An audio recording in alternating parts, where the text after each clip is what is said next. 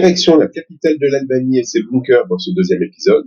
On prendra ensuite un bol d'air très très frais dans les Alpes albanaises.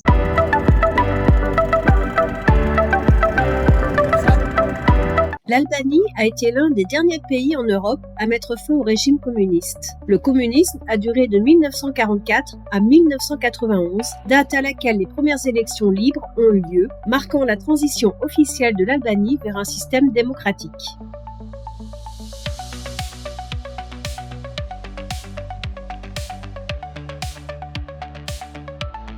Le sol est composé de dalles en pierre carrée qui proviennent des villages d'Albanie. Le résultat donne un revêtement de couleurs et de veinures unique et permet à chaque Albanais de retrouver un peu de son village au cœur de la capitale. Cette esplanade n'est pas plate, mais légèrement surélevée en son centre pour permettre à l'eau de pluie de s'écouler dans des citernes souterraines.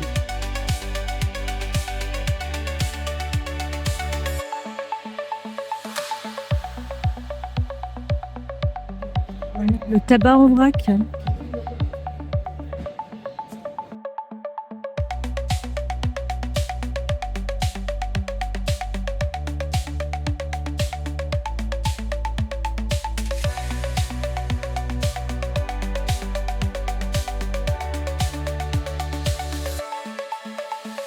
Voici un morceau du mur de Berlin. C'est à l'échelle. L'Albanie compte 168 000 bunkers sur son territoire. On vient de finir notre visite guidée de la ville. On suit en solo notre balade dans la capitale albanaise. Ah.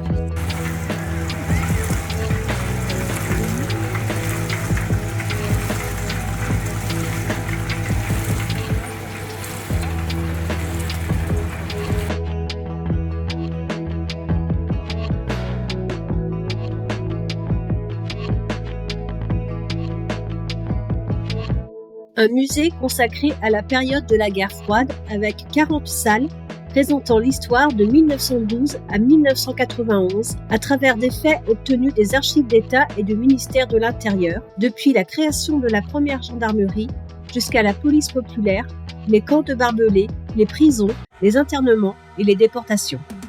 Le quartier Bloku a été bâti sous le régime communiste. Réservé aux résidences des membres les plus importants du parti, l'accès était alors interdit à la population. C'est aujourd'hui un lieu branché où s'exprime le street art comme une revanche. À la fin de l'ère communiste, les architectes laissaient libre cours à leur imagination pour rompre avec des années de bâtiments uniformes.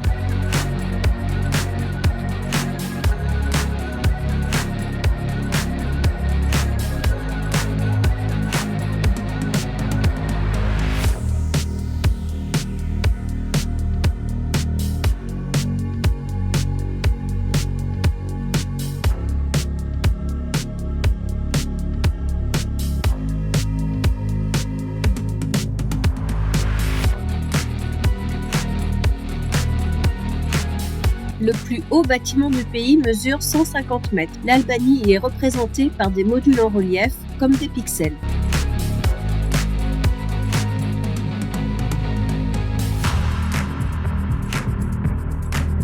Voici l'ancien musée Enver Hoxha. Le bâtiment a cessé de faire office de musée. Nous sommes à l'intérieur de la pyramide. Sa démolition a bien été envisagée, mais aucune décision n'a encore été prise. On continue nos marches. Décidément, on est voué à ça, à grimper des marches.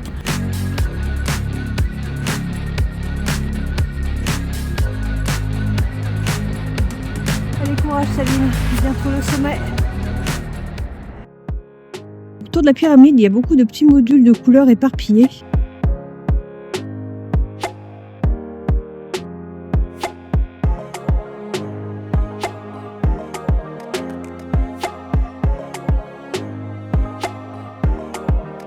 Toi, Jen. Moi, Tarzan. Puis, King. Kong.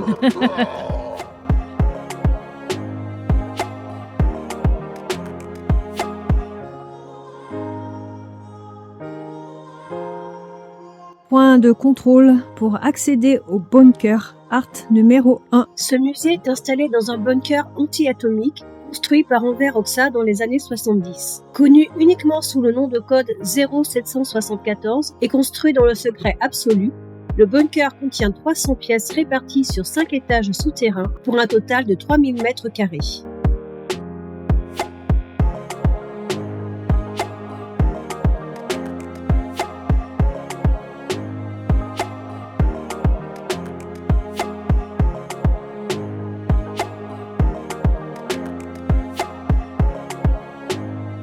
En situation immersive, de vouloir t'échapper.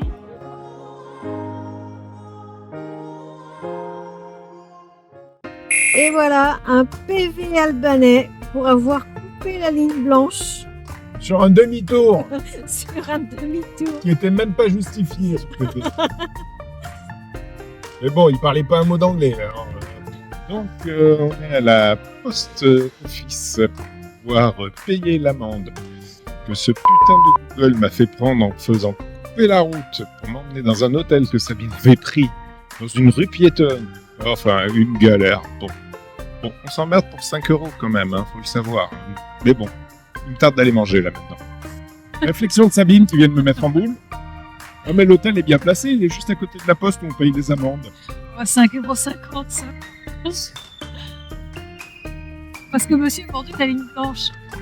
J'ai ripé, j'ai pas mordu, j'ai ripé. Ah non, un Merci Google. Scudder, qui est une étape pour nous. Il n'y a pas grand chose à y voir. C'est vraiment parce que c'est sur notre route pour faire une étape qui coupe un peu la journée. On est très fatigué. Heureusement, l'hôtel a une piscine intérieure. Ah man, on y va.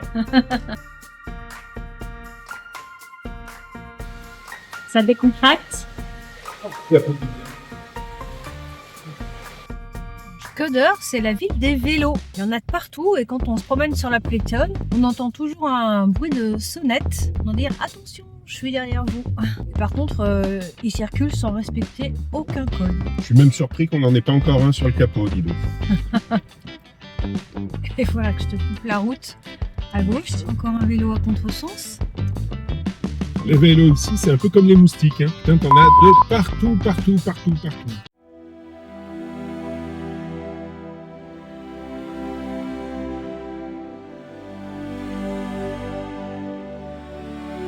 De la neige au bord de la chaussée, des stalactites le long de la roche. On a pris de l'altitude. C'est tout verglacé.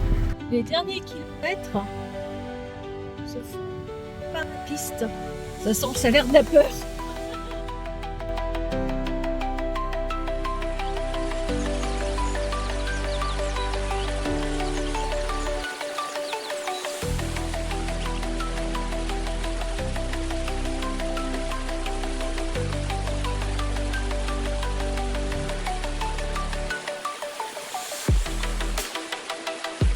Tyrolienne, canyoning, snorkeling, randonnée, trek. On peut pratiquer plein d'activités en Albanie.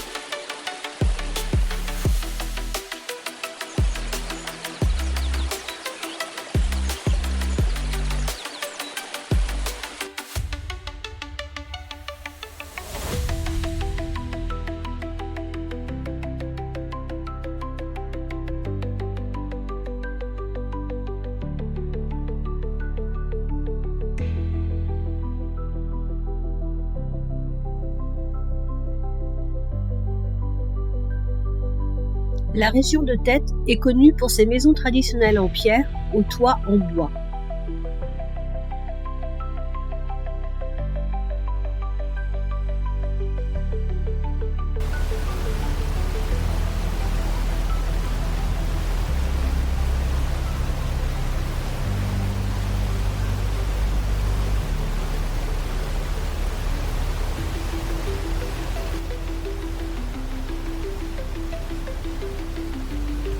Notre compagnon de route.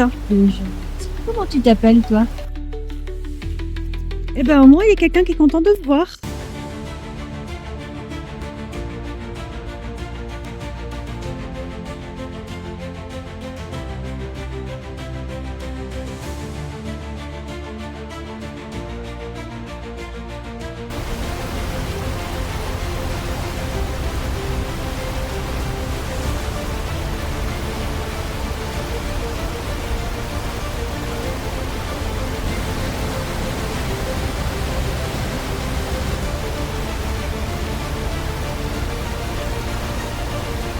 à 15h de l'après-midi. On va se faire une petite pause déjeuner. Un petit creux là quand même. Hein. T'as faim?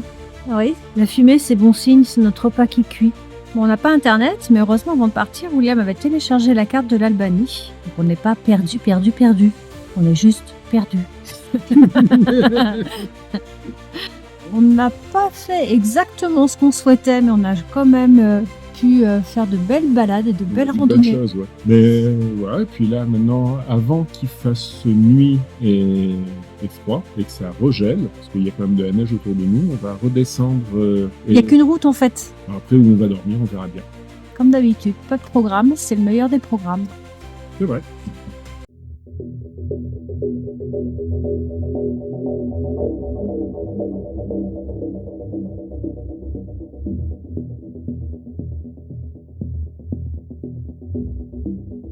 On quitte les Alpes albanaises. Rendez-vous la semaine prochaine pour notre dernier épisode et surtout notre conclusion sur les dangers de l'Albanie.